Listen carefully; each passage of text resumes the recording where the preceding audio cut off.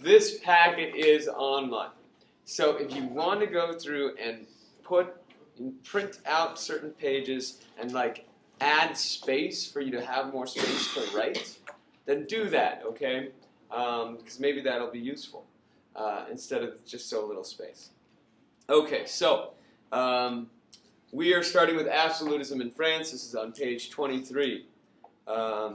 So just let's define absolutism. And make sure we understand that this does not mean absolute power. That's what we sometimes, it means they have absolute power. And no, I mean, Hitler comes pretty close, or Stalin comes pretty close to absolute power. But there's a difference between the absolutist leaders of the 17th century, the 1600s into the 1700s, and then what we see is those fascist dictators or those communist dictators of the 20th century. And whereas the 20th century, they have totalitarian control over society, somewhat.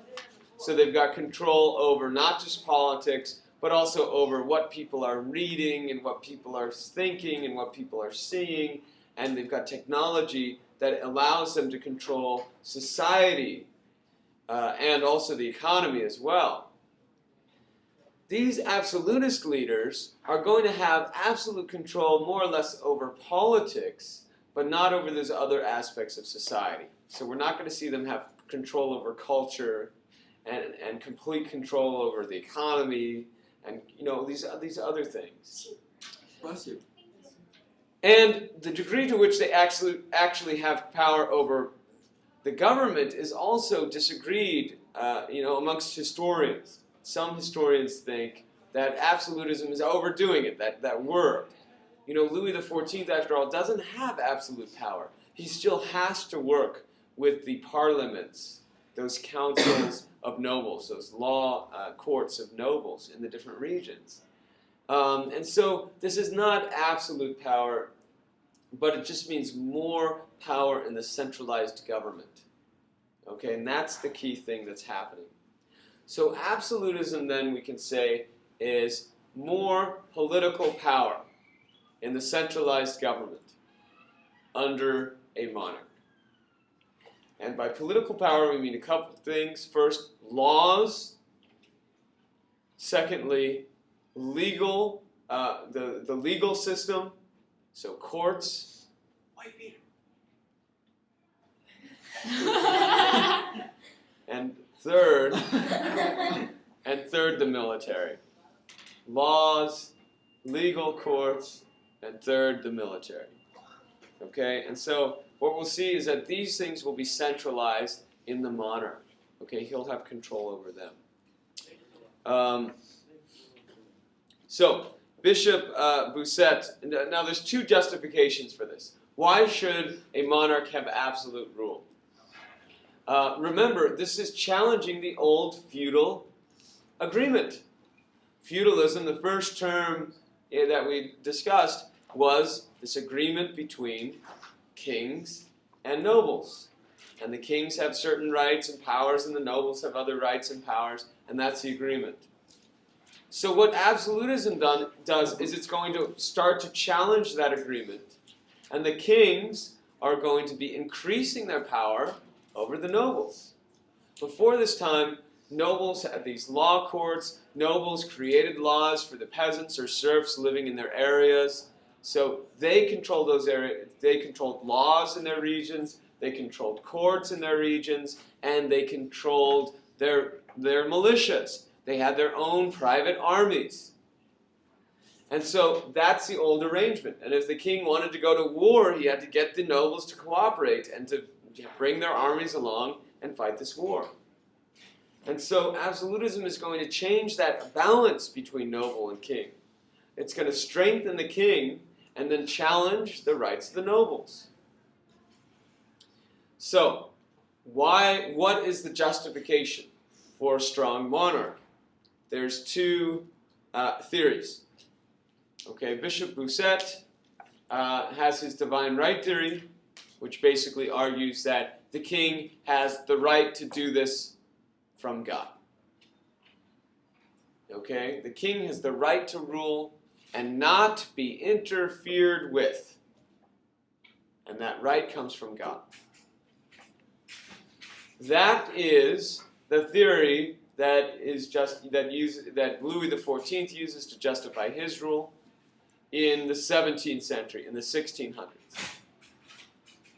But as the scientific revolution continues, and amongst intellectuals, there are more questions about the role that God plays actually on earth in interfering with humans, a second justification for absolutism comes about in the form of Thomas Hobbes.